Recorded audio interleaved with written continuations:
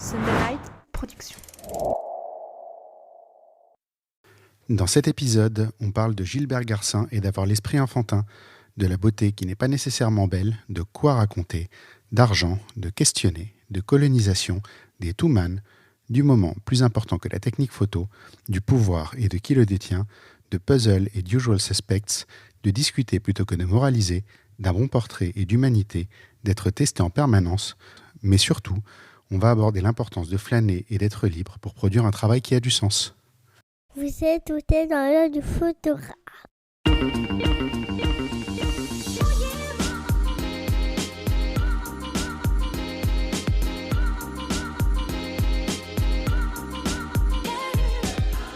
Bienvenue dans ce podcast par un photographe sur une photographe pour les photographes. Je suis Julien Pasternak et aujourd'hui, je vous emmène dans l'œil de Carolina Arantes.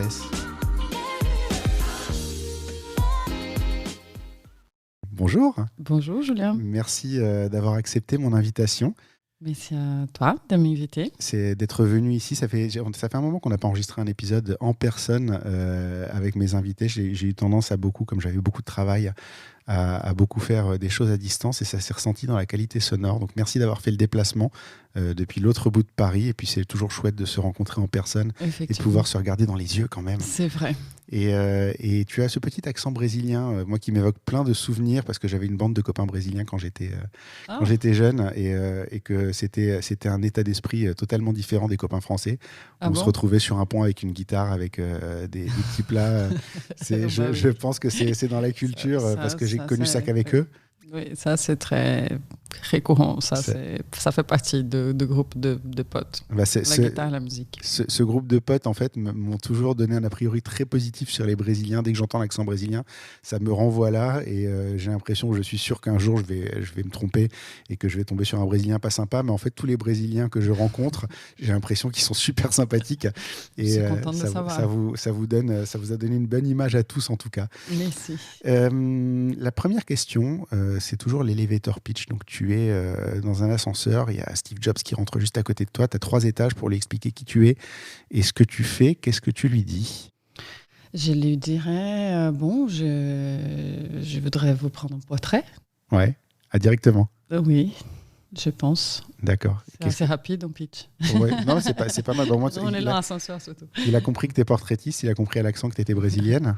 Ouais, je pense que normalement, il allait me demander qui êtes-vous. Je dirais plutôt bonjour, monsieur Jobs. Je suis photographe. Je voudrais vous prendre en portrait. Est-ce que vous auriez un moment que je me présente ? D'accord. Donc tu vas directement le démarcher en fait. Oui, j'ai une approche de me présenter. Je n'ai pas normalement quand j'ai envie de rencontrer quelqu'un, je n'hésite pas à me présenter. D'accord, c'est très tous ceux qui font du photojournalisme ont ce réflexe-là en fait. D'habitude, la plupart des gens sont impressionnés de rencontrer Steve Jobs et dès qu'on aborde des sujets un peu difficiles dans la photographie et choses comme ça, tous vous allez directement vous présenter et saisir l'opportunité en fait de lui parler, de lui faire le portrait, d'essayer d'obtenir quelque chose, une histoire en tout cas. Oui, évidemment, ça dépend de la situation. Il faut vraiment coordonner dans cet ascenseur, il y a 15 000 personnes et qu'il soit en milieu d'une réunion et que je ne puisse pas les couper. Bon, bref, il y a toutes les situations, mais en général, il faut suivre son envie, son instinct de photographe. D'accord. Chercher l'image, en fait. On va parler plus loin de provoquer sa chance, mais t'as déjà bien abordé le bon thème, en tout cas. Okay. On l'a dit un petit peu plus haut, tu es brésilienne, tu vis en France, tu fais un travail sur les identités, en tout cas, c'est sur ce travail-là que moi, j'ai repéré ce que tu faisais. Et tu as un livre d'ailleurs sur ce thème-là qui sort. Est-ce que tu peux nous en dire un petit peu plus pour l'introduction ?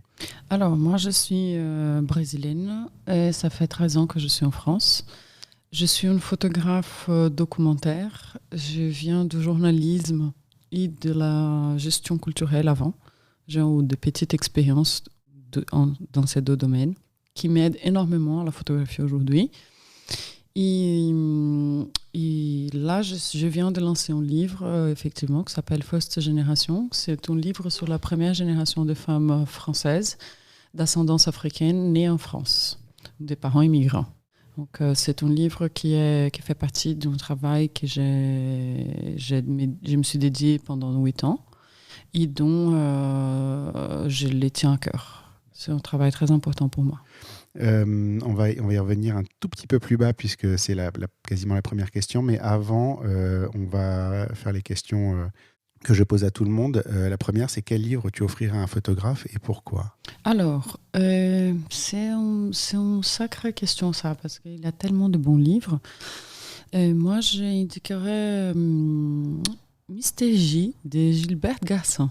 D'accord. Qui n'a rien à voir avec mon travail, mais qui pour moi, c'est un livre qui apporte une sorte de joie, dans le sens qu'il est en sorte, il monte ces images dans un laboratoire chez lui, pratiquement à l'usage de la photographie de montage à l'ancienne. Et c'était un monsieur qui a commencé assez tard. Ouais. Donc il est en liberté créative assez importante, qui ressemble un peu comme c'était un playground d'enfants, qui je pense que nous tous, on devrait maintenir en photo. Et après, ces photos sont extrêmement denses, philosophiques, et qui réfléchissent énormément sur la condition de l'être humain, de qui est l'être humain aujourd'hui. Et je pense que c'est aussi ça qu'il faudrait chercher à répondre en photo, en fait. Alors, pour la petite histoire, on avait eu un article sur le blog dans l'œil du photographe sur Gilbert Garcin. C'était dans une image vaut 1000 mots de Valérie Servant. Et du coup, je mettrai le lien dans les notes d'épisode. Comme ça, les gens auront un vrai point de repère à aller voir. Mais effectivement, j'aime beaucoup son parcours parce qu'effectivement, il est venu à la photo très, très tard. Et du coup, il est arrivé avec l'esprit totalement libre. C'est Exactement. Vrai, c'est beau. C'est beau d'arriver comme ça. Cette maturité, parce qu'il avait déjà vécu énormément, donc il est en conscience de l'existence, de la vie assez claire, mais avec son esprit d'enfant, d'une personne qui commence à jouer avec les images, en fait. Ouais. Et ça, c'est l'idéal pour nous en tant que photographe. C'est rester l'esprit ouvert, en tout cas. Si je te demande ce qui te fait déclencher. Qu'est-ce qui me fait déclencher ? C'est un sentiment qui vient de, je sais pas, ça, il y a une confluence des choses entre l'information, l'esthétique, les gestes, la beauté. La beauté me fait déclencher. Dès que tu vois quelque chose de beau, tu y vas. Oui, je pense que cette beauté, ça peut être quelque chose qui n'est pas beau pour les autres. Ça arrive souvent. C'est la beauté est dans le regard Non, la beauté est dans les yeux de celui qui regarde, je crois. C'est la phrase. Ouais, je pense je pense qu'entre les photographes, on a un regard sur la beauté, des fois un peu même macabre, n'est-ce pas ?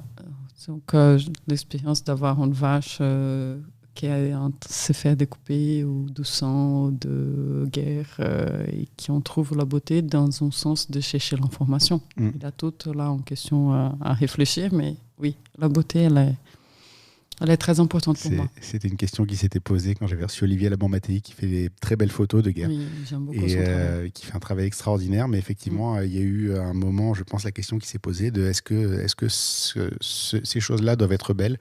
Et en fait, sa réponse, si je me souviens bien, parce que ça fait quand même un petit moment, c'était qu'en fait, il faut attirer le regard. Et c'est par ça qu'on attire le regard et qu'on fait passer le message. La beauté ne veut pas dire qu'elle est joyeuse. La beauté est quelque chose qui te touche, qui te rend humain. C'est ça, c'est dans ce sens. D'accord. La beauté, c'est pas qu'esthétique, en fait. On a tendance à confondre les choses. Oui. On pense que la beauté, c'est n'avoir pas de rides. Et ce n'est pas le cas, en fait. Des fois, les rides sont extrêmement belles. Surtout en photo. Surtout en noir et blanc.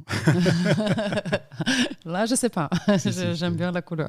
Ça dépend, mais moi, quand je fais un portrait en noir et blanc, justement, je trouve que tout ce qui fait le portrait en noir et blanc, c'est les rides. Ce qui ne plaît souvent pas au sujet, d'ailleurs, parce qu'ils se veulent idéaliser. Et en fait, quand tu as quelqu'un qui a une gueule avec des rides, et ça rend super bien, et qui te demande de le lisser derrière, tu fais, c'est dommage. C'est dommage, mais voilà, malheureusement, le portrait, il est souvent idéalisé. Exactement. Si je te demande ce que c'est être créatif. Être créatif, oh là là, ça c'est une bonne question parce que moi je pense que c'est la liberté, je dirais.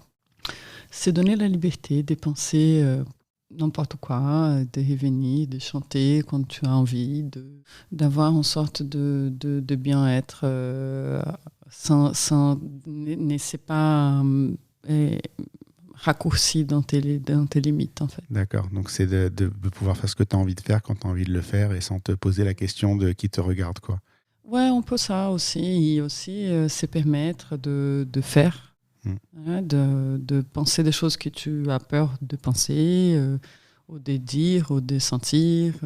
Il faut avoir la liberté de penser aussi qu'on peut tout faire, ce qu'on veut, même si on sait qu'on ne peut pas. Que les gens peuvent mal réagir, mais tu t'en fous en fait. Oui, mais même en sachant qu'on ne peut pas faire tout, on ne peut pas tout faire, mais d'avoir la sensation de que si tu veux, tu vas chercher et tu vas découvrir un moyen d'arriver. Ou tu vas imaginer et tu vas créer cet univers de quelque part. C'est un entraînement peut-être. Moi, j'ai grandi, ma mère est peintre. Donc, j'avais un oncle qui était design de vêtements, le frère de mon père. Et donc, on était souvent déguisés, on était souvent en atelier d'artiste, à peindre, à décorer beaucoup, beaucoup. Ma mère avait un antiquaire, et donc on était toujours dans cet univers de création, de beauté, de folie ou des fois. C'est presque une éducation, du coup, d'être créatif. Et je pense que l'éducation devrait pousser les enfants surtout à être plus là-dedans, avoir cette liberté, à aller plus loin dans soi-même, et en place de les casser, de les mettre dans des cases et d'en faire des petits robots obéissants. Oui. Alors, la première question à l'interview à proprement parler, c'est comment est-ce que tu as trouvé le thème du livre, puisque aujourd'hui, pour moi, la partie la plus difficile de la photo, loin devant la technique, c'est quoi dire, quoi raconter. Et c'est une vraie question, en tout cas, que moi je me pose en ce moment. Je pense que tout le monde devrait se poser. Des fois, elle est un petit peu éclipsée par le fait que on apprend à shooter à contre-jour, à shooter en exploitant l'ombre. Voilà, et au final, on se retrouve avec une photo très jolie, très stérile. Comment est-ce que tu trouves, déjà dans le cas qui nous intéresse, comment est-ce que tu as trouvé le thème du livre, mais d'une manière plus générale, quoi raconter? Mes sujets viennent de mon jardin autour de chez moi, en fait. C'est vraiment... je ne cherche pas très loin de ce qui est autour de moi, en fait. D'accord. Donc, disons que First Generation est un travail qui vient de cette relation avec l'Europe. C'est-à-dire que moi, je viens du Brésil, donc j'arrive avec un regard très sud-américain, très brésilien dans ces cas, parce qu'au Brésil, on est de certaine façon isolé des autres pays de l'Amérique latine. Et donc, j'arrive et je vois en Europe qui est une référence en éducation, en histoire, qui est racontée par un regard européen. Toujours notre histoire est regardée du regard d'Européen. On n'a pas une histoire qui est racontée, qui inclut les révoltes de les esclaves ou de ce qui s'est passé avec les indigènes au milieu de la dictature, de la population locale. Et donc quand j'arrive en Europe, on a cette mélange historique sans vraie racine claire, parce que tout est mélangé, les choses se font d'une façon où on ne sait pas où commence la culture portugaise, où se termine l'africaine, où commence la culture indienne. Et donc, c'est un mélange assez... Et ici, j'arrive... Il y a la frontière, il y a des années de guerre pour que chacun soit de son côté. Il y a des petits pays dans des grands pays. Il y a un attachement à la culture assez importante. Et pourtant, l'Europe n'est plus l'Europe qui tout le monde attend, qui est l'Europe blanche. Et au contraire, c'est d'une mixité incroyable. Et du coup, je vois les filles d'origine africaine, des femmes noires, françaises. Et je me suis dit, mais comment ça se passe pour elles de vivre ça? Parce que ça doit être assez étrange de sentir dans un pays qui est en pleine et mutation, et en même temps qui est si fermée, comment elles se vont. C'est la curiosité qui m'a ramené à ça, et aussi une sorte de recherche, de comprendre comment ça se passe, cette question d'identité, parce qu'au Brésil, moi, je pense à mes parents, on est des Libanais, on a des Français, on a des Allemands, on a des indigènes, on a des Juifs convertis. Donc, c'est tout un mélange qu'on n'a pas de... On voit vers des arrières. Donc le Brésil est ultra métissé, et en France, on est au tout début de ça, c'est ça que tu veux dire? En Europe, en tout cas, on est au tout début de ça? Je pense c'est pas tout début, mais quand même un peu, oui. Ouais. Oui, En tout cas, on est beaucoup moins loin que le Brésil. Ça dépend des migrations que vous avez où. Mais dans la question africaine, en France, et j'ai dit en France, la France, c'est les pays les plus grands en migration africaine. Oui, c'est le tout début de cette compréhension qui la population d'origine africaine fait partie de cette nation. D'accord, ce qui explique beaucoup de choses en fait, parce que tu vois, la question suivante, c'était sur l'empathie. Tu l'as dit, tu es brésilienne, tu es blanche, tu t'intéresses à la première génération de femmes noires nées en France. Ça fait 8 ans que tu es sur ça. Et le lien n'était pas forcément évident à comprendre en fait. Qu'est-ce qui, dans ton histoire, fait que tu t'intéresses à ce sujet? Parce que je ne sais plus qui m'avait dit que quand on fait une photo, de toute façon, il y a toujours un bout de soi dans la photo qu'on fait. Oui.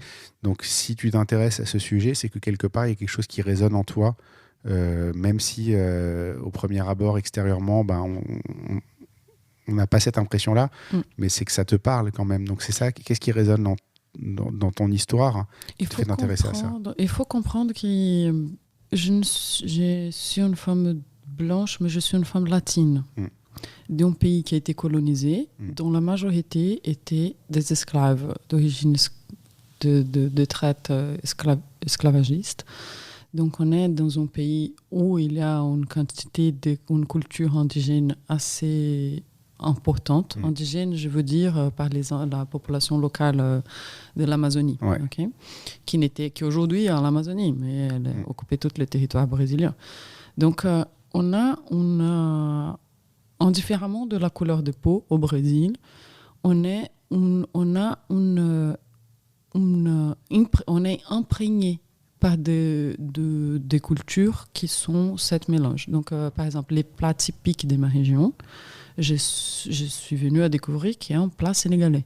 C'est les plats que ma grand-mère cuisine, que ma mère cuisine. Donc, c'est un plat qui vient des femmes qui s'occupaient de la maison des grands seigneurs, des grands seigneurs colonels à l'époque de la colonisation, et qui ont passé cette habitude aux enfants qu'elles s'en occupaient. Et nous sommes des enfants de ces dames d'origine africaine qui occupaient de la maison. Et là, c'est partout. Donc, évidemment, il y a du racisme au Brésil. Évidemment, il y a un souci parce qu'on est encore en colonie là-bas. On n'a pas de représentativité noire suffisamment, ou des Indiens suffisamment pour s'appeler une république. Et on espère que cela va arriver, mais on lutte tous les jours contre cette structure coloniale. Donc, quand l'empathie vient, pour faire un sujet comme ça, c'est une empathie d'un regard qui vient du Sud, d'un pays qui a été colonisé. C'est là qui me touche. Tu as un peu l'impression de te plonger dans l'histoire de ton pays, en fait, quelque part, non? Non, je plonge sur l'histoire de la France. Mais c'est en fait, c'est comme si ça nous arrivait. C'est pas la bonne manière de le dire. C'est comme si ce qu'on vit en France aujourd'hui au niveau métissage, on est 100 ans après vous, quoi. Ce qui arrive au Brésil en termes de métissage, c'est le retour de ce que la France a été occupée en Afrique, disons comme ça. Donc, parce que ce qui se passe, par exemple, la première génération, je compte à partir de 1976, qui est la loi de regroupement familial. La loi de regroupement familial, elle a permis les hommes qui sont venus à travailler en France après la fin de la colonisation, dans l'indépendance, à réformer toutes les structures françaises. Donc, il y a eu 10 ans, c'est là qu'ils ont commencé tous les immeubles des banlieues pour accueillir ces travailleurs. Et à partir de 10 ans, 15 ans, ils ont découvert que ces messieurs étaient déjà installés ici. Donc, ils ont permis que la famille les rejoindre. Donc, c'est le retour d'une relation coloniale, d'une occupation territoriale en Afrique, qui revient dans un pays aujourd'hui qui était colonisateur, disons comme ça. Disons comme ça, non, c'était le cas. Donc, ce qui se passe, c'est le retour d'un regard. C'est comment on voit, en tant que personne venue d'une colonisation, d'une structure qui est encore coloniale d'ailleurs, et on regarde un pays qui a colonisé et qui vit son post-colonisation, si cela existe. C'est vachement plus profond qu'au premier abord, on peut le voir, parce qu'au départ, on a l'impression que ça parle juste de femmes noires qui sont la première génération en France et de leur place dans la société. Et en fait, ça va beaucoup plus loin dans ton analyse. Disons que quand j'ai commencé ces projets, j'ai commencé à comprendre qu'est-ce qui s'est passé pour ces femmes, parce qu'elles vivent tous les jours ça quand elles ont acheté du pain. Et que quelqu'un lui demande d'où viens-tu, et que des fois les gens tutoient en place de vous voyez, les femmes, et qui du coup là elles vont dire non mais moi je viens du 13e ou je viens du 17e, et tout ça c'est derrière ça. Donc quand on pense à la mixité en France, l'inclusion et la représentativité, il faut effectivement réfléchir sur tout ça qui arrive. Ça me fait souvent sourire cette discussion quand je l'ai de temps en temps avec les gens. Moi, à 2 générations, je suis pas français, mais bon, je suis blanc, donc ça passe. Je sais pas, enfin, les gens se posent pas la question réellement, alors qu'en réalité, ma mère, elle est née au Maroc. Okay. Mon père, il est né en France, mais mes grands-parents, ils sont nés en Pologne. Okay. Donc, si tu veux, au-delà de ça, et moi, on me demande jamais d'où je viens. Ah oui. C'est bizarre. Ouais. Ah moi oui, ils me demandent, mais j'ai un accent. Mais t'aurais pas l'accent, je pense qu'on te poserait pas la question. Oui, mais le fait d'être une femme brésilienne, je pense qu'il y a beaucoup aussi une vision sur la femme brésilienne qui n'est pas la meilleure en fait. Et donc il faut quand même se positionner en rapport à ça. Je pense que la femme étrangère en France, entre guillemets, la femme qui a des origines étrangères, un accent, un truc, qui a un côté exotique, qui amène une méprise assez, puis qui a été parfois un peu entretenu aussi par d'autres personnes. Par les gouvernements brésiliens d'abord, qui ont invité les gens à venir faire du tourisme sexuel en pleine 60, venir voir les femmes à poil à la plage du Panama, quoi. Ouais. Oui, non, mais c'est ça. Et du coup, ça a contribué à alimenter une vision pas forcément flatteuse, on va dire ça comme ça. Ouais, voilà. Donc, les sujets ont commencé par ça, mais effectivement, après, il y a les quotidiens. Ouais. Et là, c'est là c'est par les quotidiens qu'on parle de tout ça, sans entrer dans tout ça, forcément. Mais au moment en France, on ne peut pas avoir des statistiques. Ouais. Et donc, j'ai commencé à interviewer les femmes pour savoir comment ça se passait. Et je me suis rendu compte que les interviews ont été extrêmement touchantes. Et là, ça entre le fait qu'en tant qu'une femme blanche, je ne pourrais pas parler à leur place. Et leur expérience, je ne pourrais pas transmettre pour plus d'empathie que j'aille. Aujourd'hui, en respectant une vision où les minorités doivent avoir leur parole, je ne considérais pas que mes photos devraient être la parole finale. D'accord. Donc, je me suis dit que c'est leur expérience, par leur voix. Et donc, au final, c'est un travail collectif parce que leurs interviews sont là. Elles se sont ouvertes à ces projets, elles sont ouvertes à construire ce travail avec moi. Et donc, c'est un travail que j'aimène, mais elles sont ensemble. Tu centralises, tu organises, tu mets en forme, tu mets en place, mais c'est elle avant tout, quoi. Oui, c'est elle avant tout, c'est tout. Leurs paroles guident les images. Et les images complètent leurs paroles.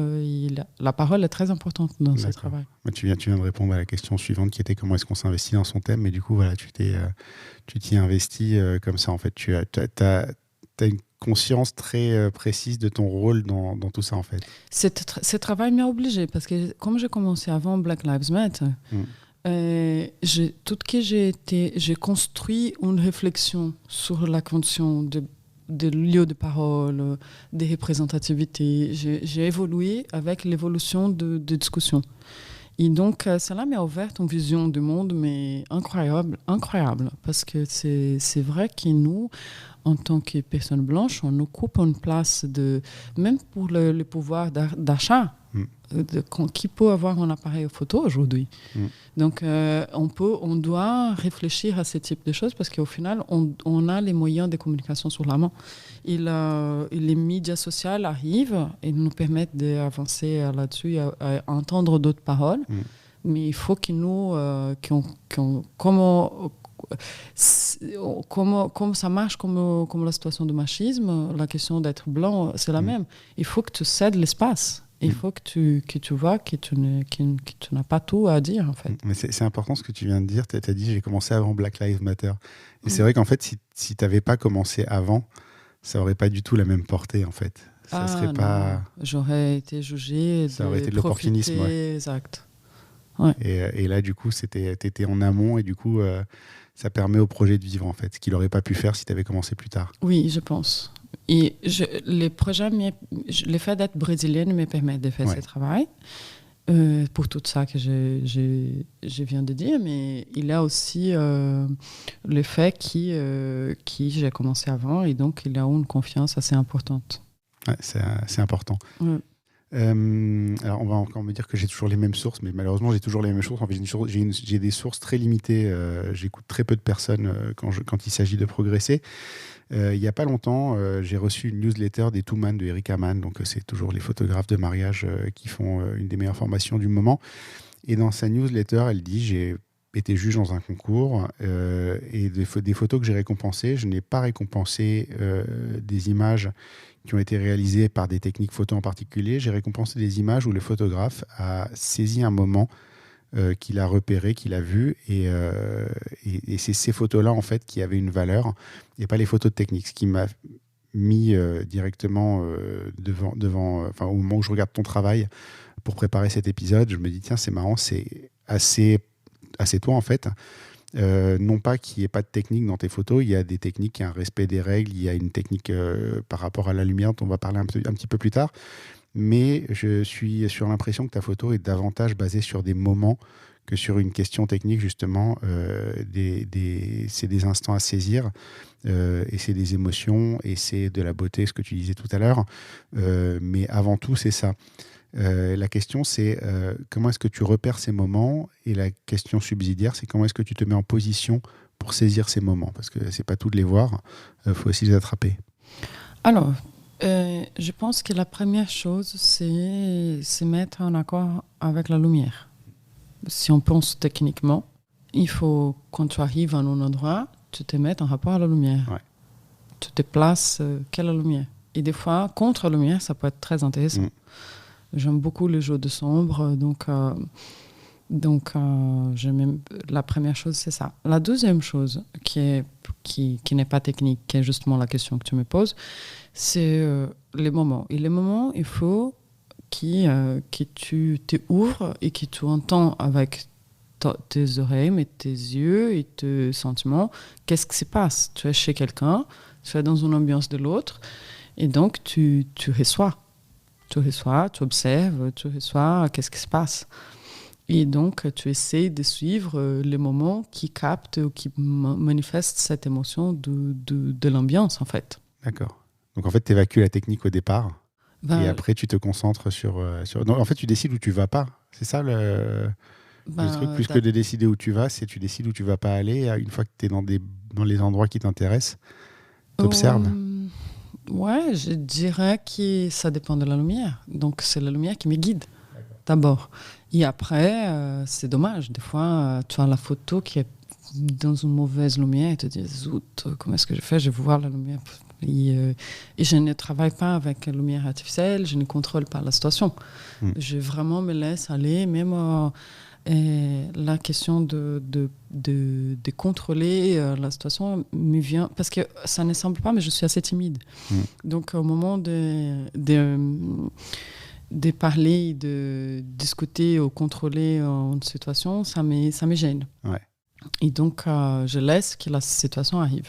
D'accord. Et des fois, la chose arrive quand la lumière n'est pas bonne. D'accord. Et ça arrive que ça n'arrive pas aussi, du coup. C'est ce ça qu'on voit pas. arrive que ça n'arrive pas du tout. Ouais. Et j'essaie de forcer des fois, mais ça ne marche jamais. Ouais, ce qu'on voit pas, en fait, c'est les fois où ça marche pas. On voit que ce que tu montres, et ce que tu montres, c'est ce qui a réussi. Ouais, il y a aussi le côté chance.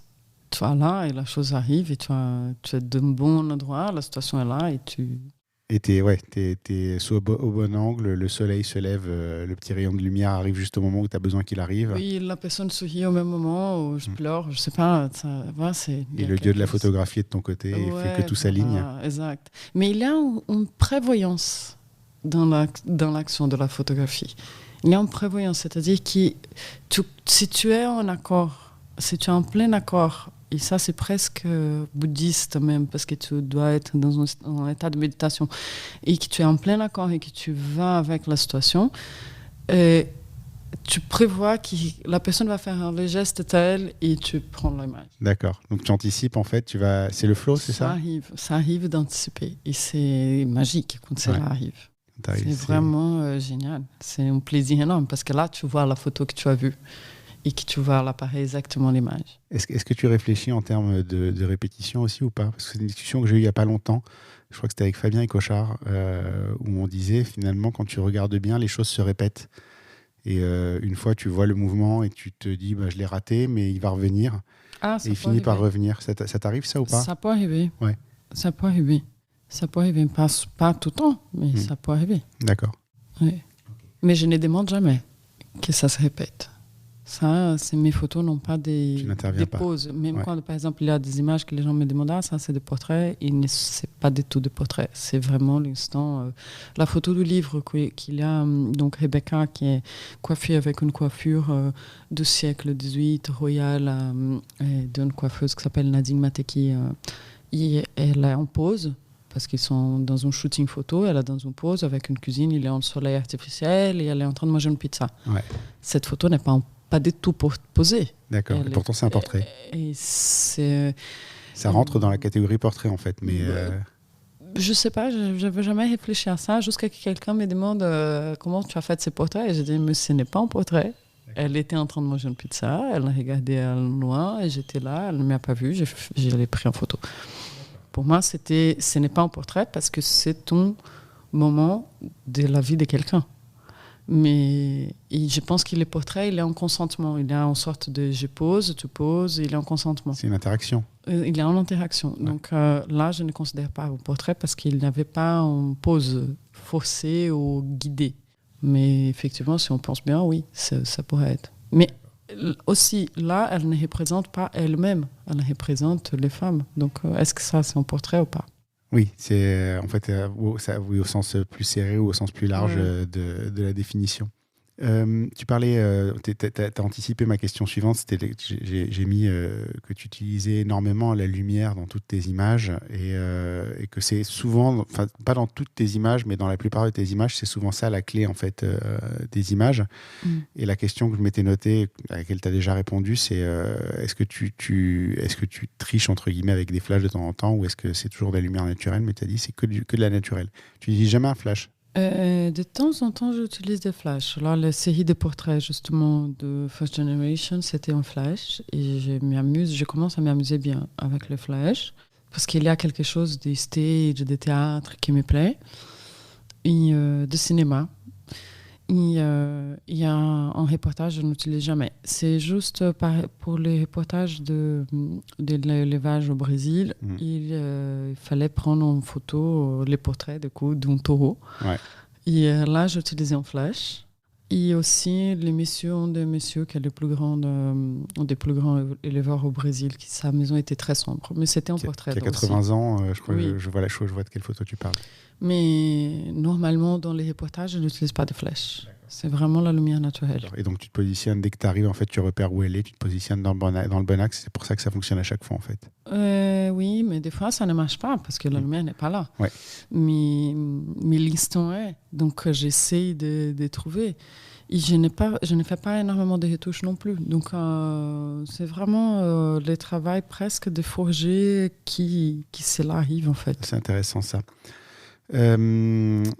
Je voudrais qu'on parle de la manière de trouver des histoires à raconter. On a parlé de l'histoire que toi, tu as racontée, mais c'est un sujet parmi d'autres sujets, puisqu'il y a d'autres choses quand on commence à explorer un petit peu ton travail et ton site. Effectivement, aujourd'hui, le sujet principal, c'est ce livre, mais il y a d'autres choses. Il y a le sujet sur la viande de bœuf au Brésil. Il y a un sujet sur justement alors, je sais pas comment le traduire, j'ai oublié le mot en portugais. Tombamento. Voilà, qui est le fait de tuer des jeunes noirs de façon, en toute impunité au Brésil, qui apparemment est un vrai problème récurrent là-bas. Il y a des sujets assez variés. L'exemple, en fait, il est tout trouvé. Donc, c'est Gwenola qui m'a fait découvrir en fait ton travail. Je suis abonné à je suis dans ses mailing lists. Quand il y a des livres qui sortent, quand il y a des expos qui arrivent, elle s'occupe de la communication et donc je reçois ces mails-là. Et juste après avoir reçu le mail parlant de ton livre et après qu'on se soit calé pour enregistrer cet épisode, j'ai reçu un autre mail de sa part. Et ça parlait d'une exposition sur les apprentis d'Auteuil. Donc c'était en collaboration, en fait c'était une collaboration entre une école de photographie et les apprentis d'Auteuil. Les élèves de l'école de photographie ont été faire les photos des apprentis, sachant que les apprentis d'Auteuil, en fait, c'est en bas de chez moi. Il y a un manège devant l'église qui est là-bas. C'est là que j'emmène mes enfants tous les week-ends. C'est pas un endroit que je connais pas, c'est un endroit où je suis tout le temps et j'aurais pu m'y intéresser, je l'ai pas fait. Et donc quand c'est arrivé, je dis merde, pourquoi j'ai pas vu ce sujet qui est au coin de ma rue littéralement, qui est abordable. Je peux aller les voir, je les croise. C'est pas quelque chose que j'aurais pas pu faire. Et la question que je me suis posée, c'est pourquoi je m'y suis pas intéressé alors que j'aurais pu le faire. Toi, tu as des sujets comme ça qui sont plus ou moins proches de toi. La question, c'est comment est-ce que tu vois que tu tiens un sujet qui est intéressant, comment est-ce que tu repères l'histoire, comment est-ce que tu la développes.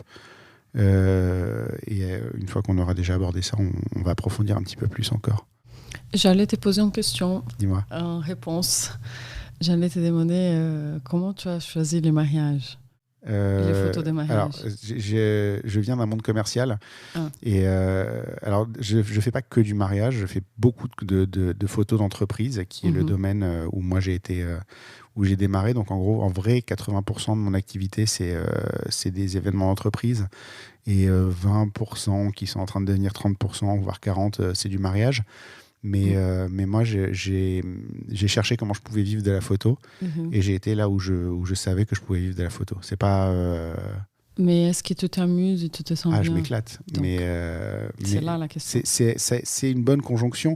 Après, est-ce que moi, si tu me dis demain, tu fais que ce que tu veux en photo et t'as pas à te soucier de l'argent, je fais à 99% de la street photographie et un peu de mariage en parallèle parce que j'aime bien ça. Parce que moins pour la photo que pour la connexion avec les gens. Parce que il se trouve que depuis quelques temps, pendant un temps, les mariages c'était 100% alimentaire et j'avais pas le choix, je prenais ce qui venait. Et depuis 2 ans, j'ai la chance d'avoir des couples avec qui le courant passe vraiment. Du genre, je vais chez eux voir leurs photos avec eux, on débrief et on en parle et on rigole et on fait un apéro. Et c'est super sympa et je suis pote avec leurs potes après. Voilà. Donc ça je le garderai pour la joie de la connexion avec les gens. Mais à la base, j'ai été là où il y avait de l'argent. Parce que je devais vivre de la photo. Mais je pense que la situation de l'argent, elle est parallèle et elle est nécessaire. On doit vivre avec. Ouais. Mais cette joie de partager, cette joie, cet élan d'aller, de s'amuser, de s'éclater, comme tu disais, et tu avais un vrai bris et sourire dans ton regard. Je pense que c'est là qui est la motivation du sujet. Ouais. C'est ça. C'est ce qui t'intéresse en fait, c'est ce que tu aimes. Je pense que c'est là qu'il faut chercher les sujets. C'est les sujets que tu dis j'ai envie. D'accord. Je m'éclate, je me sens bien, j'ai envie de résoudre ça. Et c'est de certaine façon un peu égoïste. Comme tu fais ton podcast, tu fais pour toi, pour que tu apprennes, pour que tu en changes avec d'autres photographes et que tu partages après. Et je pense que la photographie, c'est un peu ça aussi. C'est marrant que tu dis ça parce que tu t'éclates pas quand tu vas faire des photos sur le bœuf à l'abattoir. Je m'éclate énormément. Ah si ? Oui. Mais parce que étrange, c'est une sensation étrange. C'est des expériences émotionnelles vraiment spécifique parce que tu es dans un abattoir, c'est fort, tu vois les animaux qui vont entrer, qui vont mourir, il y a du sang, il y a des gens qui travaillent quotidiennement avec les odeurs de fer, de sang, c'est très... Mais je m'éclate parce qu'il y a des images, il y a des activités, il y a une réalité. Et pour moi, le monde, c'est comme si c'était une sorte de surréalisme. Donc, c'est le beau qui ne se cantonne pas qu'à l'esthétique, en fait, c'est ça, c'est ce que tu disais tout à l'heure. Oui, exact. Je pense que c'est ça. Il y a ça.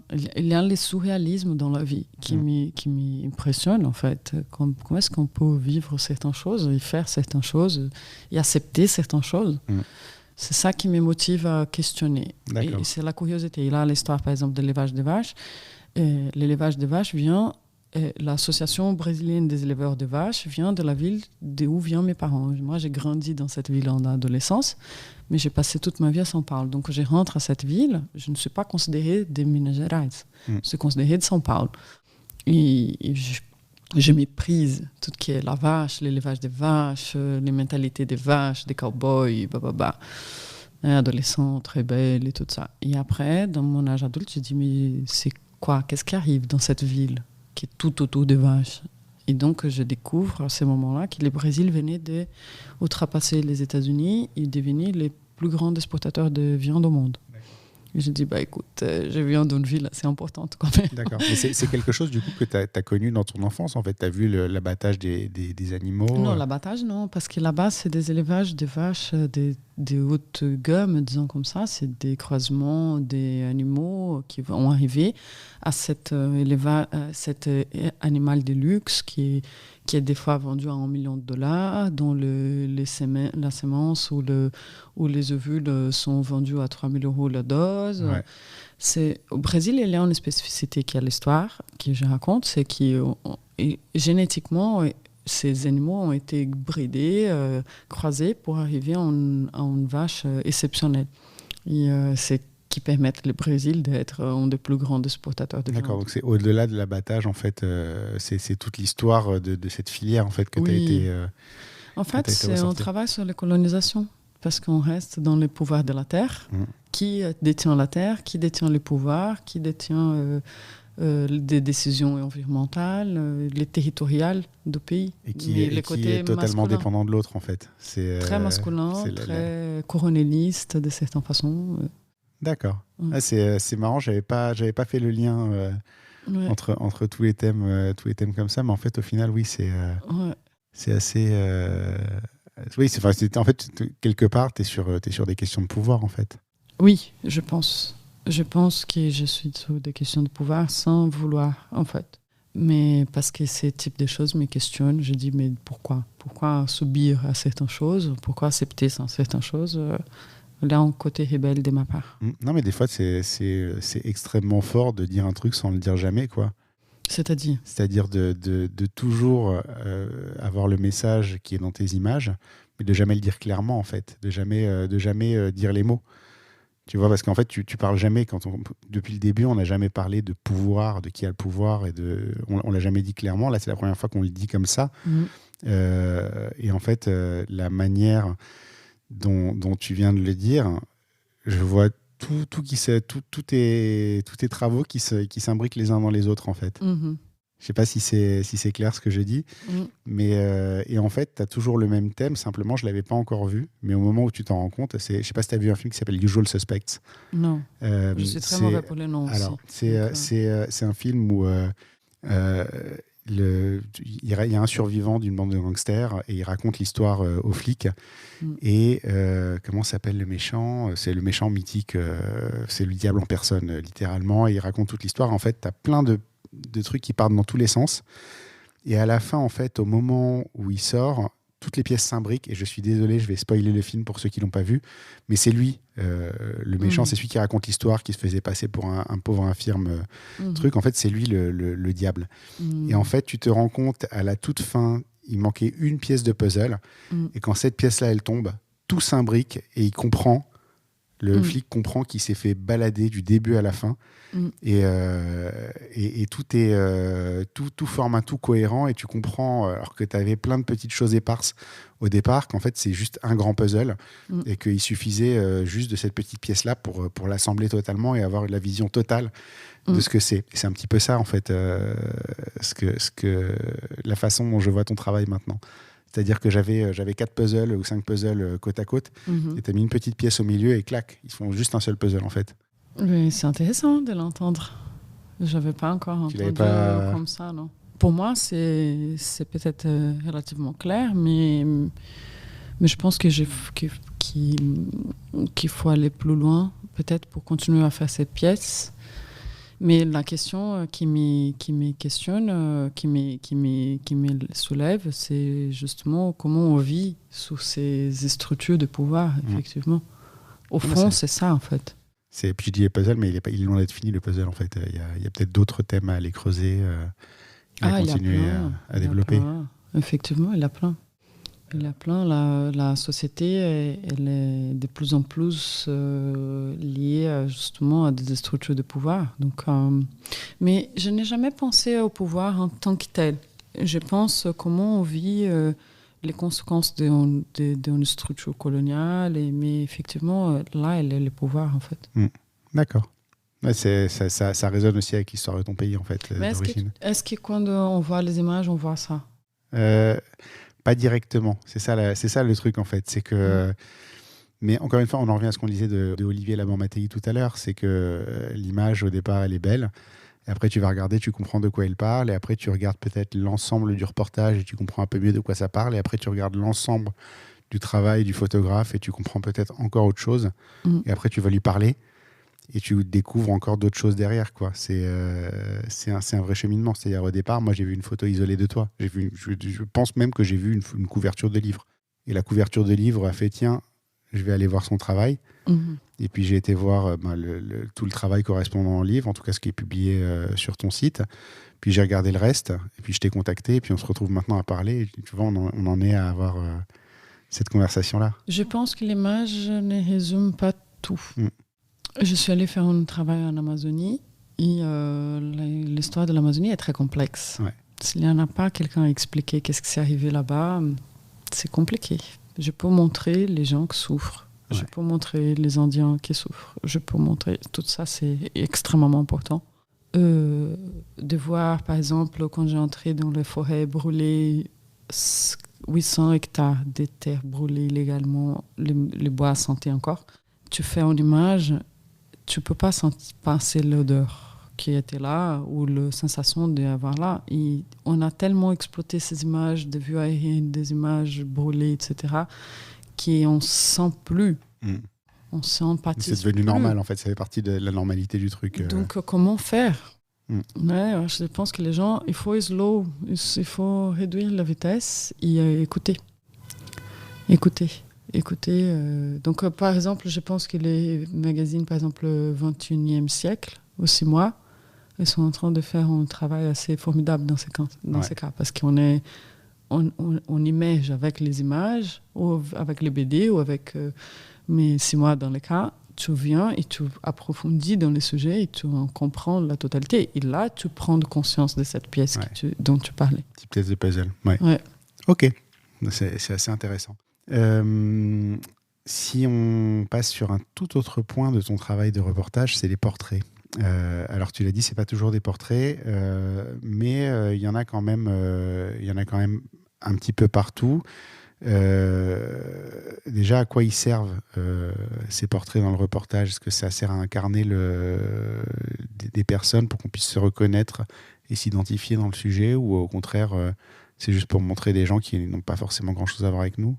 Je n'ai pas compris le portrait quand tu fais un portrait, à quoi ils servent les portraits dans une série de photos, pas forcément dans les livres, mais par exemple quand tu vas faire les photos de l'industrie du bœuf au Brésil, il y a des portraits par exemple des exploitants. Oui. Qu'est-ce qu'ils apportent dans ce livre, ces portraits-là? Pour First Generation, les portraits, c'est vraiment les regards devant. On regarde devant les femmes, leur ambiance, leur quotidien, leur réalité, leur existence en tant que femme française et africaine. Donc les portraits, pour moi, dans le livre, il est extrêmement important parce c'est un socle. Ces femmes sont des socles de cette culture, de cette biculture qui arrive, qui est là. Dans les côtés de l'élevage au Brésil, les producteurs, c'est qui décide de la qualité de la viande au monde. C'est regarder la puissance, regarder les hommes, regarder ces coronels des vents qui sont toujours en train de se cacher parce qu'ils ne veulent pas apparaître. C'est difficile d'entrer dans cette histoire. C'est une histoire complexe. Mais les portraits là, c'est justement montrer. Ce monsieur, par exemple, il est arrivé en Mato Grosso dans les années 60. La loi était de déforester. Il a déforesté sa terre. Il y allait avec sa femme, avec une voiture très, très simple. Ils voyageaient, je ne sais pas, 1000-1200 km pour déforester. Et aujourd'hui, il est assis dans sa puissance territoriale. Donc, quand on regarde, il y a les portraits, il y a ça, la qualité. Le portrait, il y a c'est magique, le portrait, comme outil de photographie. Ça permet d'incarner ce que tu racontes, ce que tu décris. Et on voit qui est l'identité de l'autre. Là, si je vais vous faire un portrait ici, avec tout ce matériel, il a un carnet, je vois beaucoup de participation d'enfants dans ta vie. J'imagine que tu es un papa assez attaché à tes enfants. Donc, il a tout ton... Et ça compose. Donc, ton humanité me touche dans mon humanité. Et en tant qu'humain, on est complexe. Donc, le portrait, c'est une ouverture magique pour ça. D'accord. Un bon portraitiste, c'est incroyable. Alors justement, c'est quoi le secret d'un bon portrait ? C'est justement ça, c'est d'arriver à faire ressortir tous les éléments qui composent une personne ? Je pense que c'est justement ce que tu disais, que quelqu'un t'avait dit qu'il faut mettre de soi. Il faut vraiment caser toi-même avec la personne que tu portraites. Et tu attaches les sentiments que la personne te donne et tu cherches en toi-même. Et je pense que c'est ça. Même quelqu'un que tu pourrais pas aimer, tu dois mettre un bout de toi comme ça. Disons que si je vais photographier Bolsonaro, par exemple, je pense que je rechercherai en moi-même toutes mes rages, mes côtés vraiment pénibles, quoi. Il faut qu'on soit ouvert à ça. D'accord. Non, mais c'est une vraie question. Enfin, parce que ça, pour moi, ce serait compliqué de faire une photo de quelqu'un que je déteste, tu vois, par exemple, du coup. Parce que si je dois mettre quelque chose de moi, forcément, ça va pas être un portrait flatteur. Ouais, je pense que là, par exemple, l'histoire de l'élevage des vaches, c'est une histoire complexe pour moi dans ce sens. Oui, c'est ce que je me disais en fait, c'est que ce portrait ce monsieur qui a 80 ans, qui incarne le pouvoir quelque part. Ce n'est pas que je déteste, je ne les déteste pas, mais des fois, je ne suis pas 100% d'accord avec la façon comme c'est fait. Ouais. Et donc, c'est un peu lui que tu dénonces en fait dans tout ce que tu fais quelque part. Je ne dénonce pas. Je pense que ça c'est l'existence. Ce n'est pas moi qui. Je ne mets pas les doigts. Je dis écoute, ça existe. D'accord. Qu'est-ce qu'on va décider avec ? Tu le présentes en fait. Qu'est-ce qu'on va décider en tant que société ?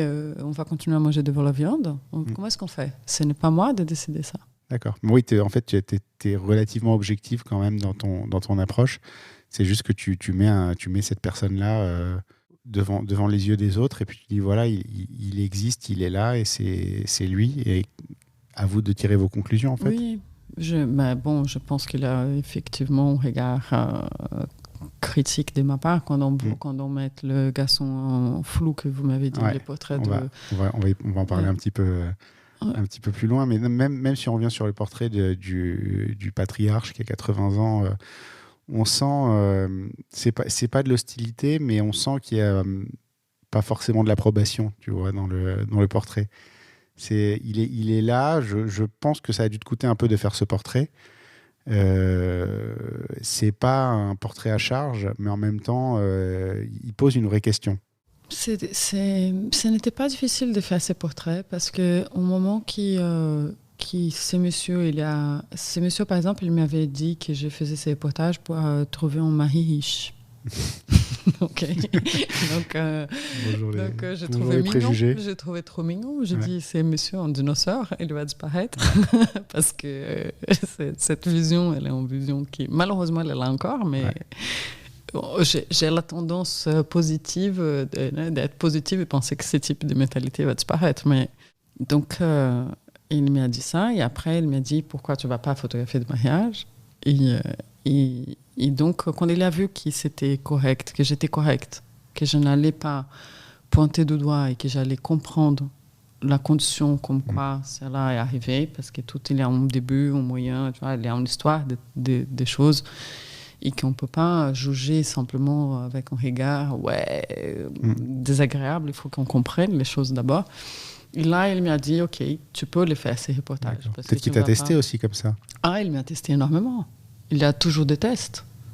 Quand on va faire des sujets, il y a des tests. D'accord. Les filles aussi m'ont testé beaucoup. Mais c'est important parce qu'en fait, ce que tu es en train de dire, c'est que tu arrives quand même à rester neutre, même sur des choses que tu vas pas forcément apprécier.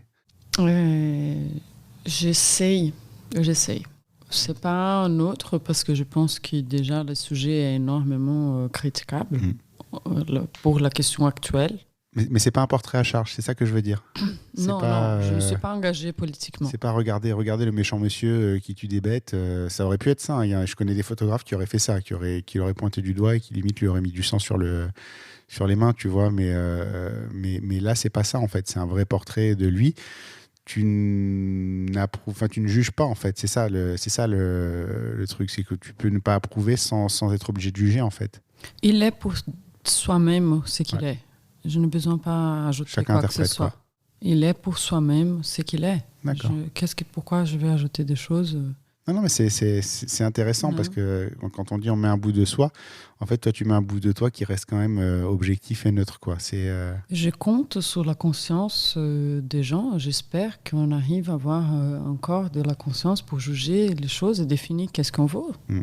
Parce que c'est ça. Est-ce qu'on veut une société raciale difficile où les gens vont être obligés à payer par sa couleur de peau et vivre mal? Est-ce qu'on veut vendre de viande à tout coup et déforester et transformer ça dans un monde de 8 billions de personnes? Non, mais c'est important. J'aime bien cette approche-là parce qu'en fait, c'est une discussion, c'est pas une moralisation. En fait, c'est en discutant qu'on arrive à parler avec les gens, c'est pas en les moralisant, parce qu'en fait, tu les braques en décrétant que tu as raison et qu'ils ont tort. Et du coup, la beauté est là aussi. Ouais. Hein, la contradiction, ici par là, c'est ça que j'essaye quand même. Je ne sais pas si j'arrive, mais on ramène la beauté et on met la situation à la table pour réfléchir. Mais par contre, il faut réfléchir. D'accord, puis il faut discuter. Ouais. Alors justement, est-ce qu'un bon portrait, c'est aussi de faire parler les gens et les faire s'exprimer? Alors je vais reprendre l'exemple du livre, mais il y a beaucoup de textes, et je pense que c'est les filles que tu photographies qui les écrivent. Est-ce que justement, ça fait partie... Moi, je considère par exemple que ce podcast, c'est un portrait d'un photographe à chaque fois. Oui. Est-ce qu'un bon portrait, justement, c'est de laisser les gens parler et au-delà de l'image, quoi? Oui, dans ces cas, les filles, c'est... Chaque morceau d'interview, elles n'ont pas écrit, elles ont participé avec une interview. C'est-à-dire qu'elles ont m'accordé une confiance énorme. Elles se sont livrées.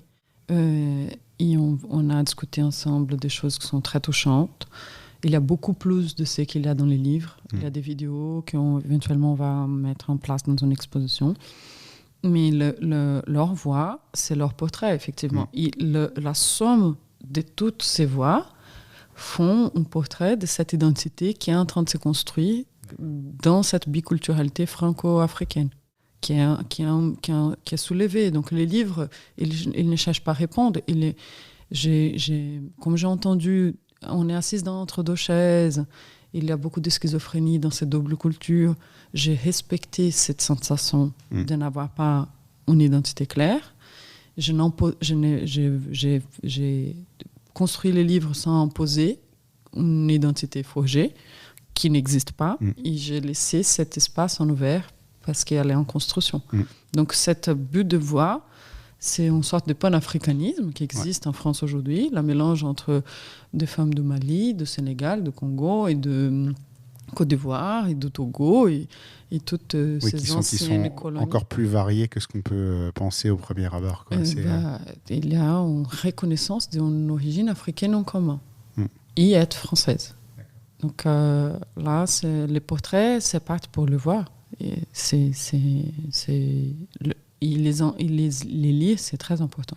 Il y a un autre point sur tes portraits, ça va être la dernière partie de cette question. Tu as des portraits qui n'en sont pas. Alors, tu as commencé tout à l'heure à le dire en parlant de la photo où elle est en train de manger une pizza, mais moi j'avais ce portrait flou dans le reportage sur la viande, ou sur l'industrie du bœuf, où en fait ça doit être le fils du propriétaire qui se balade dans sa voiture et tu as tout le domaine derrière lui au premier plan flou, que moi je trouve que c'est un portrait frappant, qui n'en est peut-être pas un en fait, mais voilà, ça j'aurais bien voulu qu'on parle de cette forme de portrait-là, parce que je ne sais pas comment tu les réfléchis, si c'est intentionnel, si c'est un heureux hasard qui se présente devant toi et que tu saisis. Comment tu le visionnes, ça ? Parce qu'il y en a plusieurs, ça revient. Oui, ça revient souvent dans mes images. On nous dit que c'est des portraits, je questionne si c'est des portraits ou pas. Ça peut être vu comme un portrait de ces garçons. En tout cas, c'est lui dans son environnement. Mais lui, il est donc le petit-fils de ces messieurs, qui découvre les portraits. Il est en train de visiter une ferme qui vient d'être achetée.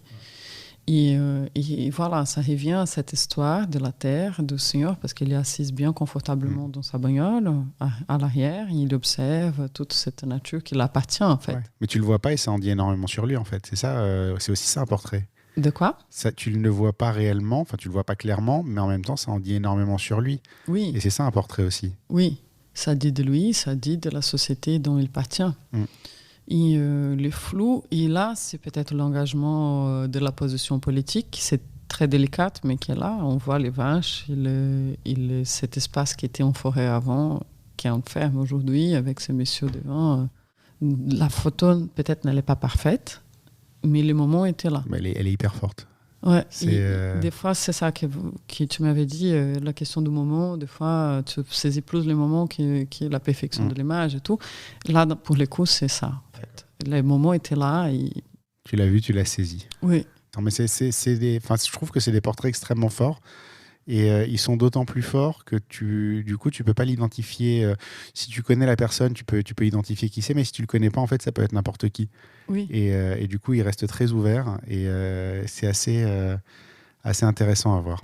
On finit toujours cette partie interview par une image en particulier. Et cette image dont je voudrais qu'on parle, c'est la vache qui essaie de s'enfuir de l'abattoir. Parce que je pense que justement, parler de moments de chance, de se mettre sur le chemin de la chance, et je pense que ça, c'est probablement une image qui résulte de tout ça. Est-ce que tu peux nous dire l'histoire derrière cette image-là, comment elle s'est construite et comment tu l'as saisie ?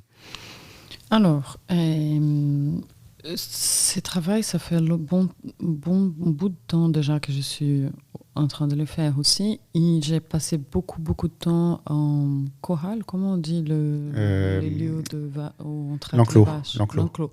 Et je n'avais pas encore accompagné l'enclos quand les vaches sont réunies pour aller à l'abattoir. Et à l'enclos, les animaux sont toujours pas confortables, mais ils savent exactement s'ils vont être vaccinés, qu'est-ce qui va se passer, quoi. Et donc, à ce moment-là, j'ai réalisé qu'ils savaient exactement qu'ils allaient au abattoir. Donc, les animaux étaient énervés, angoissés, et ça sentait la mort qui vient, quoi. C'est l'après-guillotine, en fait. Et donc j'étais là, et il y avait une violence animale assez importante, parce que les animaux sont grands, ils sont forts, et donc tu ne peux pas les mettre n'importe quel endroit parce que c'est dangereux. Et donc, je me suis mis à côté de cow-boys en plateau. Ils ont un stick d'électricité pour toucher les animaux pour qu'ils entrent dans la voiture. Là. Et donc, si je vois ces animaux complètement... il y a un animal qui est cet animal qui est comme s'il avait plus de conscience que les autres. Donc, il essaie de... Et j'étais... là, à nouveau, la question de la lumière, j'avais mis Du bon côté. De bon côté. L'image n'était pas toujours là jusqu'à qu'il arrive, ces mouvements. Il faut être rapide. Il faut être rapide parce que la vache, elle a essayé une fois, elle a essayé une deuxième fois. Et les moments qu'elle passe, c'était question effectivement là d'une chance, de secondes. Il y a 3 images de cette saut. Et donc voilà, la chose arrive. Donc il a cette prévoyance aussi. Tu t'étais mise en place et c'est arrivé. Oui. C'est arrivé parce que tu étais au bon endroit au moment, tu as pu saisir ça, quoi. Oui. Et tu suives tout sur l'écran, donc tu es en train de regarder et tu vois, tu n'es plus toi-même, tu es l'animal. Ouais. Oui, oui, je comprends ce que tu veux dire. Ça me rappelle une histoire, j'avais interviewé Eric Bouvet et la question, la photo dont je lui ai parlé, c'est une photo en fait il est dans une rue, je pense que c'est un combattant. Ça remonte à loin, donc j'ai plus la photo exacte en tête, mais en fait c'est probablement un combattant qui se fait renverser par une voiture, en fait tu le vois voler. Et il vient de dire exactement ce que tu as dit. J'entends du bruit, je fais un pas en arrière, j'étais placé comme ça et je fais 3 photos. C'est marrant, c'est toujours par 3, tu vois. Et il fait 3 photos de ça, et il y en a une où le mec il vole, quoi. Et c'est terrible d'entendre ça. Il me dit, un pas plus avant, il était sur le chemin de la voiture, il était avec l'autre, il volait, quoi. Et tu te rends compte en fait comme tu fais partie de l'image à ce moment-là, en fait, comme tu la vis. Oui, c'est impressionnant. Ça résonne en soi-même, n'est-ce pas? Ouais. Tu t'empathises tellement avec l'animal, et après tu vois l'animal entrer dans les... C'est des émotions d'être photographe. Même quand on te le raconte, tu le ressens aussi. C'est assez impressionnant. Ouais, le cinéma me touche beaucoup. Le cinéma est une source d'inspiration assez importante pour moi. D'accord, mais tu ne te rappelles pas les noms des films? Non, parce qu'entre toutes les langues, j'ai déjà une mauvaise mémoire pour les noms et les mots. Mais les images restent. Mais là, récemment, j'ai vu Les ailes de désir, qui pour moi, c'est extrêmement important film pour les photographes. Parce qu'on est comme les anges qui entendent cette empathie, tu vois, qui observent le monde, en fait, avec beaucoup de prétention de ma part. Il n'y a pas de prétention dans ce métier. Je crois qu'on ferait autre chose si on avait de la prétention. On va revenir sur des choses plus légères. C'est la conclusion de l'épisode. Si je te demande quelle est ta source de revenus principale aujourd'hui? Alors, source de revenus en tant que photographe institutionnel, corporate. Donc tu as toute une facette de ton travail que tu ne présentes pas vraiment en fait, publiquement, mais qui existe. Oui, il y a une structure corporate institutionnelle. J'ai fait beaucoup de mariages aussi. J'ai connu beaucoup la France en faisant des mariages. Ça fait quelques années que je ne fais pas, mais ça m'a permis de voyager bien. Ça mène à tout. Ouais, j'étais en Arabie Saoudite en train de faire un mariage assez surprenant. Ouais. Mais oui, il y a des sources de revenus. Je pense qu'aujourd'hui, des bourses m'ont beaucoup aidé. Ouais. Les bourses, mais... En quotidien, c'est institutionnel. D'accord. Des jobs mensuels. En vrai, n'est pas jugé le travail. Tout travail est intéressant. Ouais, je suis assez d'accord. Après, c'est vrai qu'on a tendance à se limiter à ça. Moi, je vois le volume de travail que ça représente et j'ai du mal à faire autre chose. Mais du coup, c'est pas incompatible les deux, quoi. Je pense que ce qui est le plus difficile aujourd'hui, en tant que photographe, c'est qu'il faut qu'on fasse tout. Il faut qu'on cherche les clients, qu'on retouche les images, qu'on fasse la comptabilité, qu'on fasse l'Instagram, qu'on ait un bon portfolio. Qu'on fasse la comptabilité aussi, parce que moi, en ce moment, c'est mon cauchemar. Comptabilité, impôt. J'ai plein d'erreurs à gérer et ça fait peur. Oui, j'ai fait ça l'année dernière aussi. Quand tu mets le doigt dans ces trucs-là, ça peut aller très très loin, quoi. Et du coup, voilà, la question de l'argent, est-ce qu'on est un mauvais photographe ou est-ce parce qu'on est un mauvais administrateur? Il y a toujours un petit peu des deux. Avec qui je parlais de ça, il disait finalement, il y a des gens qui sont très très doués pour faire des photos et pas du tout pour se vendre. Oui. Et il y a des gens qui sont très doués pour se vendre et pas du tout pour faire des photos, et c'est pas forcément les bons qui font de l'argent grâce à ça, quoi. Oui.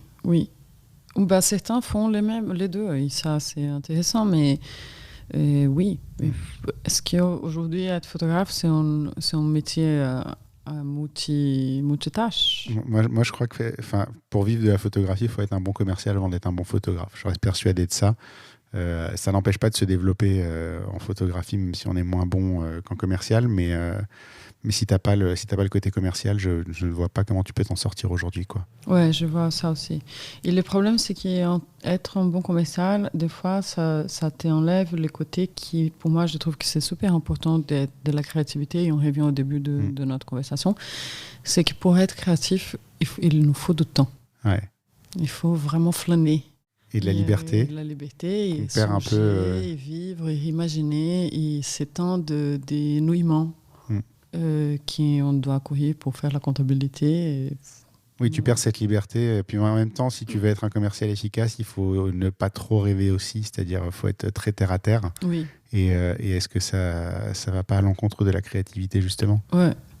Donc, je sais pas, j'aimerais bien qu'il surgisse un métier là au milieu. J'ai proposé déjà à plusieurs copines à dire, vous voulez pas faire justement ce métier de gérer... De l'intermédiaire qui va gérer tous les trucs, ouais. Oh, bah, c'est un agent.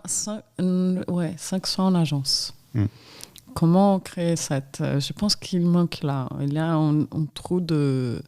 Quelqu'un qui gère le commercial pour tout le monde et puis que toi, tu puisses te concentrer sur ce qui t'intéresse, en fait. Oui, mais qui en participe de certaines façons pour qu'il ne soit pas justement... je ne sais pas comment faire. Ça existe. C'est le podcast, toute la partie autre que création des épisodes et gestion. Moi, je la délègue je la délègue.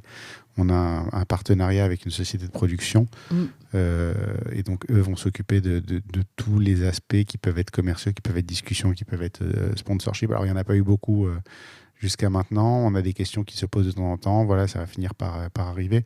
Mais en tout cas, le jour où ça va se présenter, sachant que je les aide pas en ne faisant qu'à ma tête, c'est-à-dire que je veux que ce soit quelque chose d'éducatif et d'intéressant. C'est pas forcément simple pour eux à gérer, mais je pense que le jour où ça va payer, ça payera vraiment de manière intéressante enfin, je veux pas être esclave de l'algorithme, tu vois, qu'on me dise tu dois faire ça parce que c'est ça qui est vendeur aujourd'hui, et non, je veux que ce soit intéressant en fait. Ouais, je suis d'accord avec toi. Mais j'ai l'impression qu'en photo, on n'a pas encore cette équipe de prod. Ouais, après, l'équipe de prod, encore une fois, ça a ses bons et ses mauvais côtés. C'est-à-dire qu'ils peuvent te pousser aussi dans une direction qui ne va pas t'intéresser. Parce que c'est là qu'il y a de l'argent et que eux, c'est leur boulot de faire de l'argent. Et c'est facile pour quelqu'un qui va gérer ton business de te dire va faire des mariages parce que c'est là que tu vas gagner beaucoup d'argent. Je peux te vendre 5 000 € par mariage. C'est beaucoup plus que 1 000 € par reportage. Donc tu dois faire du mariage. Et toi, oui, mais moi je vais faire du reportage. Et en fait, c'est un petit peu ça peut être le mauvais côté de ça. C'est que ils sont là pour gérer les problématiques d'argent et ils le font. Et en fait, si tu le gères toi-même, tu vas te retrouver face au même dilemme qui est dans quelle direction tu vas entre gagner ta vie et faire quelque chose de créatif. Tu le déplaces juste un petit peu, mais en vrai, à un moment, ça te revient dessus, quoi qu'il arrive. Ouais, non, ça devient dessus dès les départs si tu n'as pas une famille qui peut t'accueillir dans ton rêve ou dans ta profession, quoi. Donc là, je fais beaucoup de choses de toutes sortes et je pense que de certaine façon, tu n'as pas de choix. C'est le mariage qui va te payer les comptes, tu fais le mariage. Et tu sais que c'est marrant parce que là, je crois c'est le 77e épisode. Je crois que de tous les photographes que j'ai reçus, c'est ceux qui avaient un job à côté qui finalement étaient les plus libres. Ouais. C'est-à-dire la photo, ça n'était qu'une passion. Pas de pression, pas de truc. L'argent, il rentre par ailleurs. Et en fait, la photo, c'est leur bouffée d'oxygène. Alors, je ne dis pas qu'ils sont heureux dans leur job en parallèle, forcément. C'est un job, ça leur permet de vivre, c'est super. La vraie passion, c'est la photo. Par contre, la photo n'est attachée à rien financièrement. Moi, quand je dis quand je donne des cours ou je fais des formations, parce que ça, c'est une partie aussi de mes revenus. Des fois, je fais des ateliers avec des jeunes, workshops, etc. Et je pense que je les dis aux débutants qui, oui, dédiez-vous à votre langage personnel. Et même c'est un travail à côté. Et après, quand on a le langage personnel, là, les choses vont venir et l'argent par la photographie pour arriver plus facilement. Surtout quand on est jeune, on a moins ces Ouais. problèmes de confort Ouais. et on peut se contenter de manger des pâtes de temps en temps, c'est moins grave. Mais avoir le langage personnel aujourd'hui, c'est crucial. Mais c'est pas simple. Oui, non. Du coup, la question suivante, est-ce que tu gagnais bien ta vie aujourd'hui ? J'aimerais bien gagner beaucoup mieux. On est tous là. Ouais, j'aimerais bien pouvoir acheter un appartement, voir des vacances un mois par an. J'aimerais bien. Je ne peux pas me plaindre parce que je sais que la réalité de la photographie est compliquée. Mais je travaille beaucoup. Mais j'aimerais bien être un peu plus assise dans mes chaussettes. Dans mes baskets. Dans tes baskets, dans tes chaussettes aussi. Oui, aux chaussettes. Avant Les deux fonctionnent. Les baskets sans chaussettes, c'est moins confortable, forcément. Exact.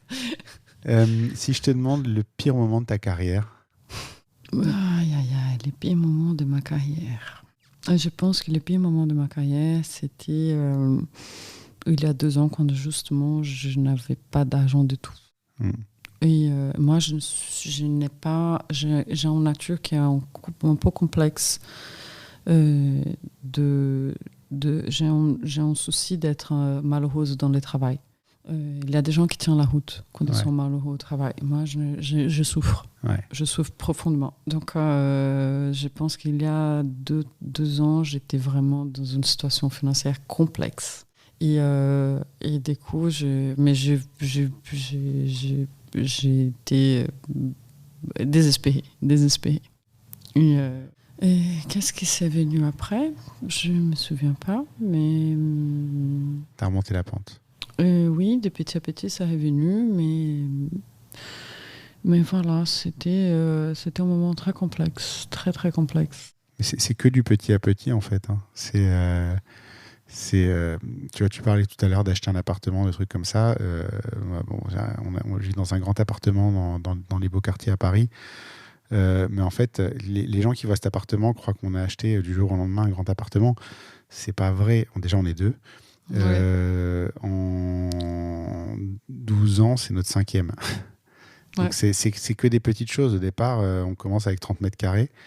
Et tu n'arrives pas à 100 mètres carrés en claquant des doigts.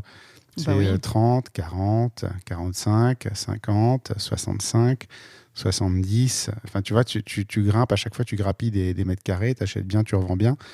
Et un appartement, c'est ça. Et le travail, c'est la même chose. C'est rarement d'un coup. Enfin, tu sais, c'est toujours ce dessin là, le succès, comment les gens le voient, est-ce que c'est réellement. Donc, comment les gens le voient, c'est une flèche qui monte en l'air à vitesse vertigineuse. Et la réalité, c'est un bordel innommable où ça monte, ça descend, ça va, ça revient en arrière, ça truc, ça machin. C'est tout le temps comme ça. Et en fait, tu vois, tu dis à un moment, financièrement, c'est compliqué. Moi, la nuit dernière, je dormais pas parce que j'ai plein de merde avec les impôts en ce moment où il y a eu des erreurs de calcul, des trucs, et je suis en train de les gérer. Hier, j'étais... ça va, hein, je suis pas... mais hier, j'étais en train de m'inquiéter pour ça. J'arrivais pas à dormir à cause de ça. Tu sais, la nuit, en plus, ça tourne dans ta tête comme ça. Au point que j'ai dû, à un moment, me lever. Je me suis mis...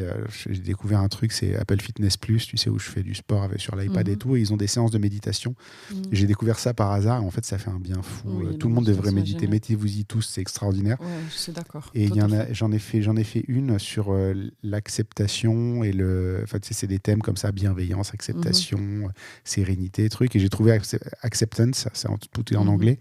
Et je me suis dit, ça m'a l'air d'être assez proche. Et en fait, je me suis retrouvé dans un état de zénitude. J'ai passé 20 minutes là-dessus. Et juste après, tout s'était évaporé parce qu'en fait, ça n'est que des petits problèmes. Elle te fait te poser la question de c'est quoi le pire qui peut t'arriver, finalement. Et en fait, c'est vrai que tu te dis, bon, il y a eu une erreur. L'argent, je l'ai. Au pire, je le paye, je le récupérerai après parce qu'il y a des trucs à gérer. Bon, je m'en sortirai. Alors, on ne parle pas de petites sommes, on ne parle pas de trucs simples à gérer. Mais bon, est-ce que je vais couler à cause de ça ? Non. Est-ce qu'il va m'arriver des bricoles ? Ça va être chiant à gérer, c'est tout. C'est pas, et en fait, ça te permet de vachement relativiser aussi ce genre de choses. Et je me suis rendu compte en fait qu'à chaque fois que j'avais l'impression d'avoir des problèmes d'argent, finalement, non seulement je m'en suis sorti, mais accessoirement, ça a été un tremplin pour mieux. Oui. en fait, parce que si tout est toujours stable, t'évolues jamais, en fait. Ouais. Et je dis souvent, quand tu perds un client, c'est pas un coup dur, c'est une opportunité de trouver mieux. Et en fait, je me suis rendu compte un jour qu'à chaque fois que j'ai perdu un client, je l'ai remplacé par un autre qui me fournissait à peu près le même volume de boulot, mais qui me payait plus. Oui. Donc finalement, est-ce que quand tu restes dans ce petit confort de tout va bien, je m'inquiète pas, tu avances réellement, tu progresses réellement? Ouais, non, ça, pour les coups, j'ai vécu vraiment dans ma vie familiale, en fait. D'accord. Donc, on a dû se débrouiller financièrement d'une façon assez créative. Et heureusement, il avait la créativité là-dedans. Mais ça te pousse à aller. Ouais. Ça te pousse à aller, à chercher, à trouver, à avancer et à avoir le courage qu'autrement, tu n'aurais pas. Ça fait partie de la vie, en tout cas. C'est dur des fois, tu as l'impression que tu es au bout du rouleau et que tu ne pourras pas aller plus loin. Ouais. Et en fait, tu te rends compte à quel point tu as de la ressource. Oui, pour aller chercher. Je pense que la photographie, dans ces cas, est un métier qui est vraiment, pour moi, attaché à un besoin personnel. C'est-à-dire qui, évidemment, je fais d'autres choses. Je pense qu'on peut combiner la photographie avec le texte, l'archive, du cinéma. Et bref, je ne me case pas je ne me passe pas justement le podcast. Je ne me case pas pas dans une case spécifique, mais mon univers est là. Je ne peux pas aller vendre de jeans ou d'autres choses. Ce n'est pas mon truc. Je ne sais pas faire. Je peux. Oui, on peut tous faire plein de choses. Mais la question est que quand tu as envie de quelque chose, que tu es consciente de la valeur que ça a dans ta vie, tu vas le faire et tu vas trouver les moyens de le faire. Si tu peux vendre des jeans, mieux pour toi, parce que là, tu vas galérer moins que moi. Mais après, c'est qu'est-ce que tu es prêt à faire et qu'est-ce qui est important pour toi. Après, des fois, c'est aussi juste de décider ce que tu vas garder, ce que tu vas pas pouvoir garder. Et parfois, il faut faire des choix. Moi, des fois, j'ai dit stop à des choses parce que j'aimais bien les faire, mais je pouvais pas continuer, quoi. Il y a une époque où je faisais des photos de boîtes de nuit.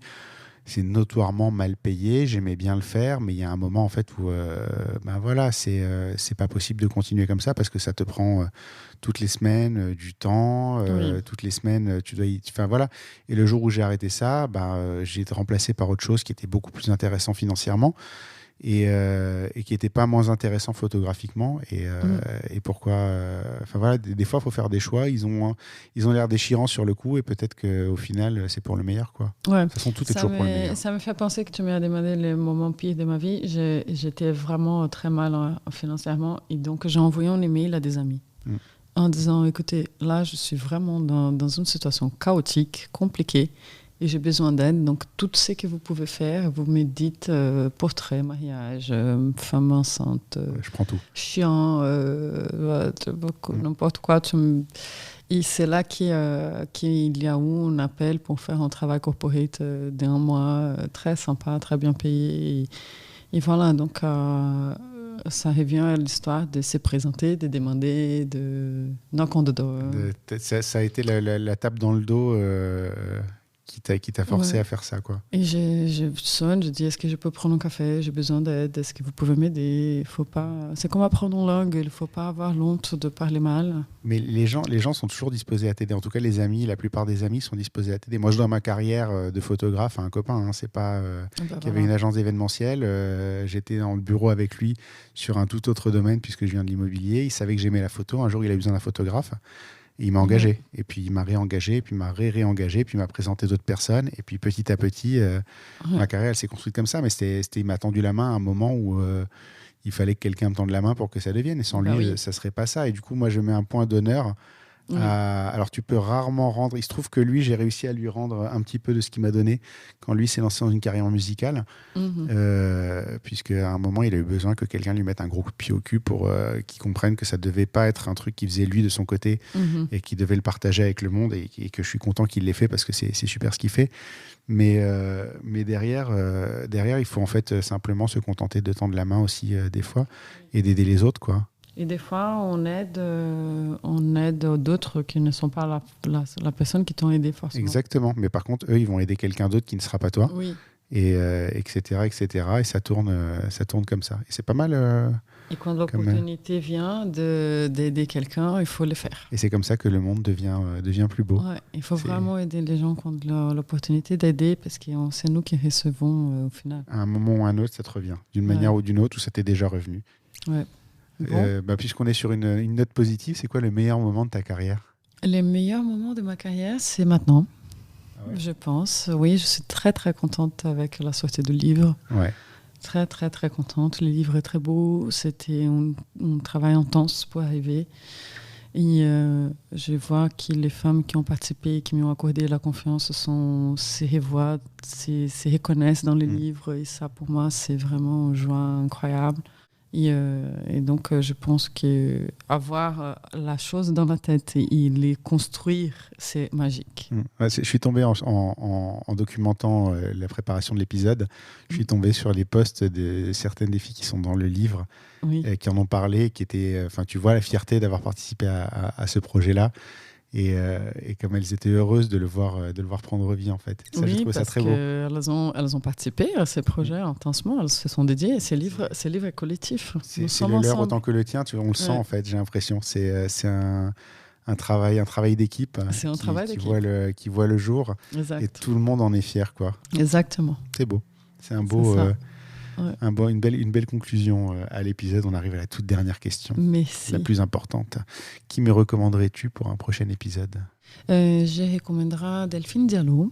Je pense que son travail est un travail assez intense, fort, et qui parle énormément entre le Brésil, la France et toute cette histoire de laquelle je me suis attachée.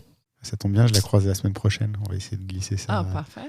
Donc, ça serait extrêmement... Je vais l'avoir à Rise Up la semaine prochaine. Donc, ça sera passé au moment où l'épisode sera diffusé. Mais du coup, vous saurez assez rapidement si j'ai réussi à enregistrer un épisode sur place. On va voir ça. De l'entendre. Cool.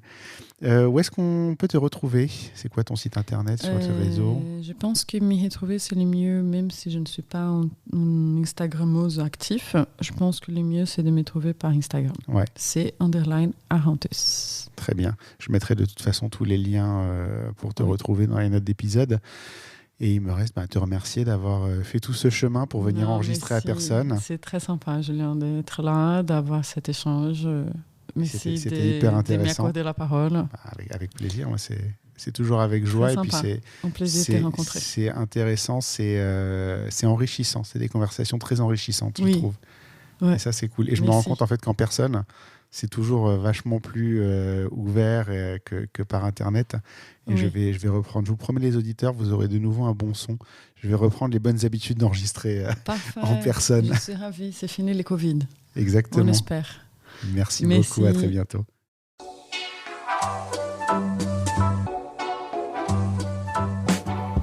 Merci d'avoir écouté cet épisode. N'oubliez pas de laisser une note et un commentaire sur Apple Podcast et Spotify, c'est important et ça aide beaucoup à notre visibilité. Vous pouvez également aller sur le blog dans l'œil du photographe à l'adresse www.dlodp.fr. C'est tout pour aujourd'hui. On se retrouve au prochain épisode dans l'œil d'un nouveau photographe. Dans l'œil du photographe, merci, c'est fini.